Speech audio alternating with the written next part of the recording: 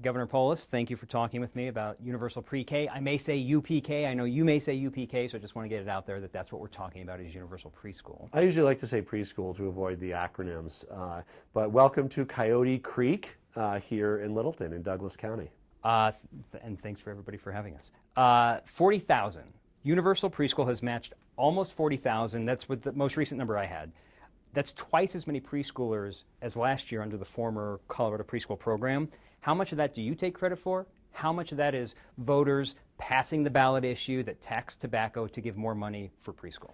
Well, it's all of those. I mean, what's driving the increased demand is that it's now a free half-day preschool, universal for everybody. So, you know, you have people who couldn't afford it, who now can enjoy preschool, but also people who are on the margins who, you know, said, I could afford it, but I'd rather use the money, you know, for something else. Now, preschool, every kid will get that preparation for success across our state. So it's not a huge surprise to me that demand has roughly doubled. We're at 39,311 and counting, and there are still spaces available. So if you haven't signed your 4-year-old up, upk.colorado.gov is the website, and there's still many providers that have space here. This particular one, Coyote Creek, is full. There's no more slots. They have a waiting list, but there are other both community providers and schools that still have additional space for preschoolers. So there's space, which leads me to the question about parents with qualifying factors that were given priority for full-day funding. And I need to explain qualifying factors are like being low income or an English language learner. Late last month, 9,100 parents with qualifying factors were told there wasn't enough money for them to get full-day funding. Several parents since have told me that to keep their full-day spot, parents of qualifying factor students, they may have to pay $500, $800, or $1,000 a month. So I have a couple questions about this. The first, why weren't 9,100 parents given more than a couple weeks' notice before school started? Well, I wish that a lot of the documents were echoed the same points I made. This is a half-day universal preschool program. That's what the voters approved. It's also developmentally appropriate. Kids benefit the most in that 15 to 20 hour range. Now, again, at-risk kids and others, and we can also get in the discussion of childcare versus school. So again, think of first and second grade. Your kid is there till 3 in school. You may need till 5:30 till you can pick them up. You may need childcare. That's much less expensive. So there's a difference between preschool and childcare. We are funding high quality preschool. This is quality. This is what gets kids ready for success. Half day, developmentally appropriate. We get that some parents want full day, but what we did with what passed the voters, with the voters, more than 2/3 of the voters, is every kid across the state now gets free half day preschool. Of course, for parents that want to build on that, there's the ability to do that. There's other funding streams. There's the Denver preschool program. There's Head Start for people who qualify. There are others that are not the ones the voter approved. But the voters approved a minimum of 10 hours universal. I push. We got it to 15 in our first year. I want to get to 18. That's still a half-day program, but it's more robust. 18 hours is my goal over the next few years, universal preschool for everybody. Let's talk about 10 versus 15, because like you said, voters only approved 10. You pushed for 15. 10, at least 10. Got it. Yeah. And you've pushed for 15, which is 15 hours is half-day preschool. That's right. You've committed to that whether you're low income or well off. That appears to have been at the expense of needy families who thought they might be getting full-day preschool. Was that a mistake? So I view preschool much like I view first grade, second grade, third grade, fourth grade. We don't give more fourth grade hours to low-income families. We give a universal experience. Public education is something that unites us, right? And whether you're making $1 million a year or you're unemployed, your kid can go to fourth grade for free in our state.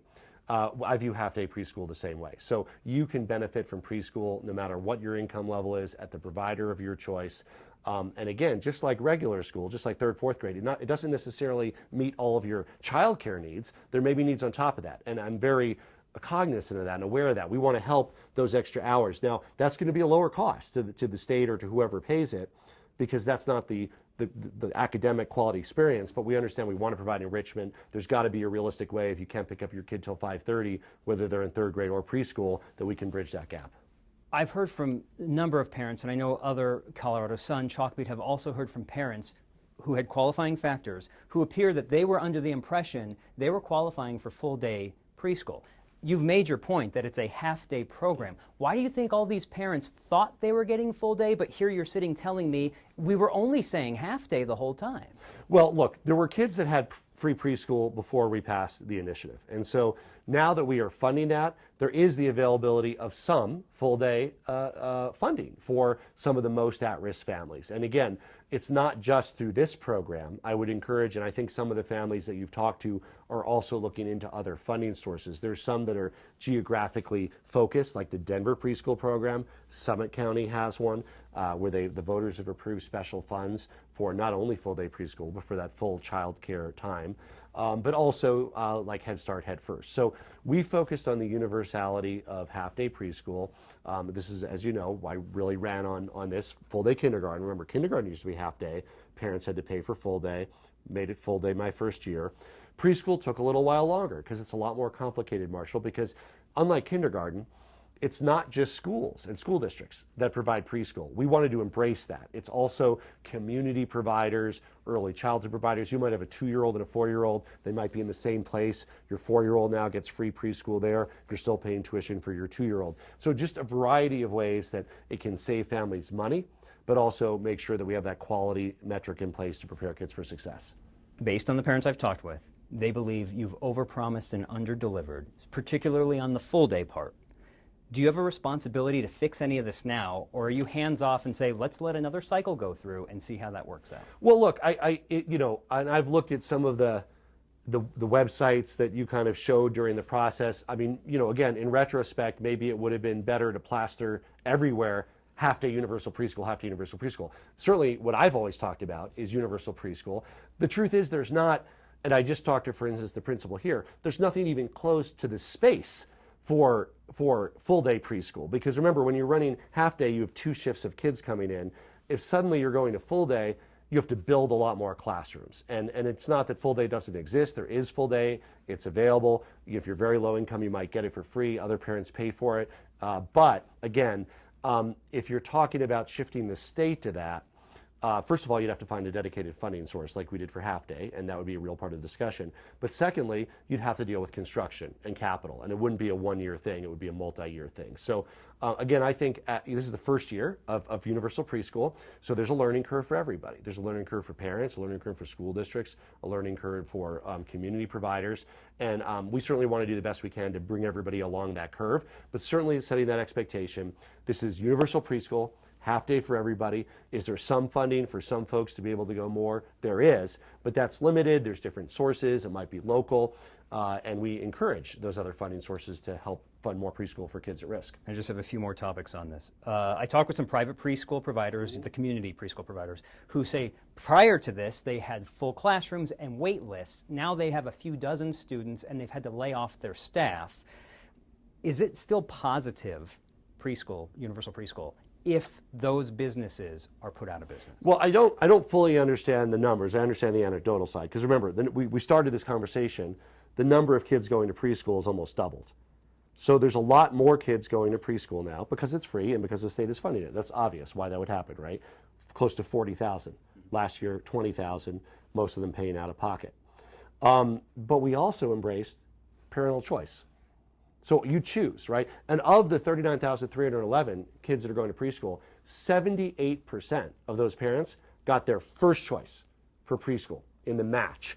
The match is done just like if any of you listening have kids in K-12, there's a district match for, you can list, every district does it differently, but usually you list your schools you want and you get the first choice. It's a lottery. We're doing the same thing. So if there were 50 people that wanted a provider with 30 seats, it's random and there's a lottery. And then there's the normal things like if you're a sibling, preference and so forth. But that's how we did that. But overall, I'm thrilled that there were enough places for the 39,311 kids. The biggest dread and nightmare I had, Marshall, if you'd asked me a year ago, was that we would have parents with nowhere to send their kid because there wasn't enough space.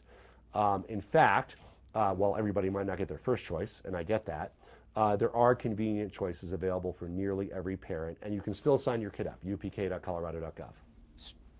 Going on to the same topic of these private preschools that may not have enough kids to stay in business, I'm going to use a word that Democrats might think is dirty: vouchers.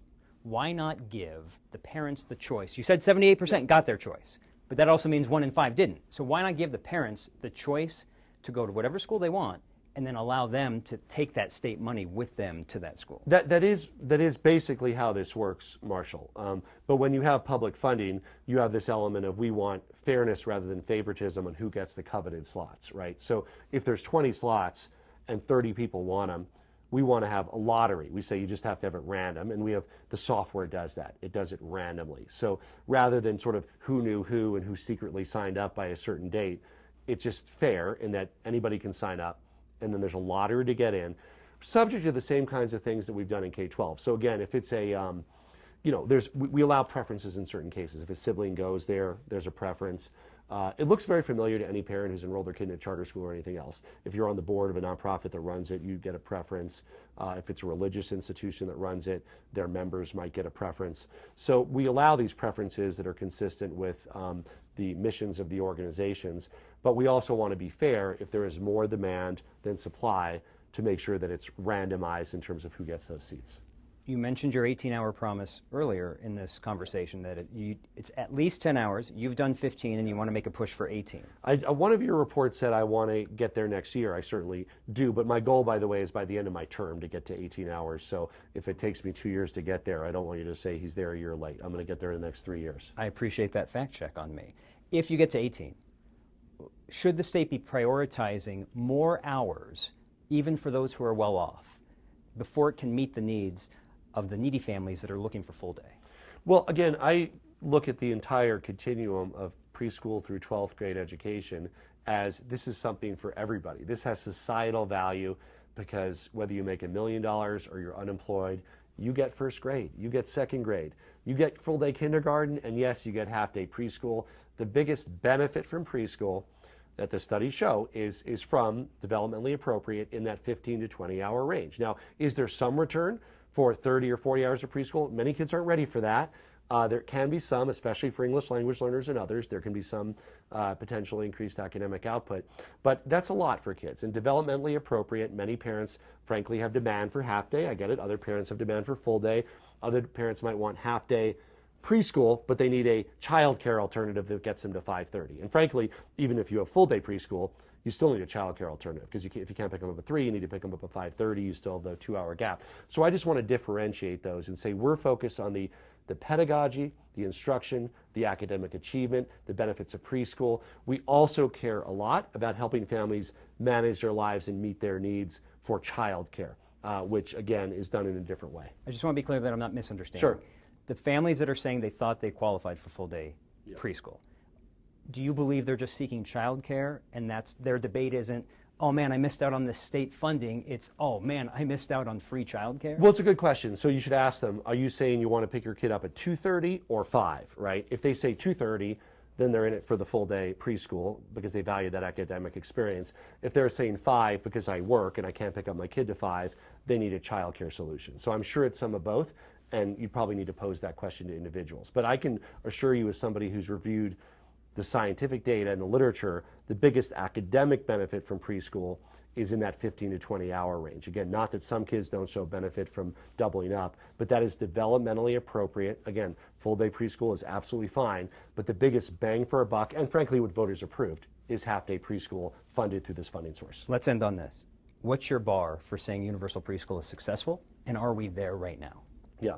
So, I mean, is it successful in its first year? Yes, in the sense that parents were able to find preschools. Again, my biggest worry a year ago is there would be all these parents with kids and there would be no available preschool slots. Thank goodness we have enough, we built enough capacity where, again, 78% got their first choice, but some got their second choice, maybe even some got their third, and there's still spots available, upk.colorado.gov to sign up your 4-year-old. But the real test, Marshall, will be in 3 or 4 years when we look at the increased academic achievement from kids that had quality preschool and full day kindergarten. It'll be the first, we're just now getting the first class of kids that had full day kindergarten. Now this was interrupted by the pandemic, so I don't know if that data is going to be as useful.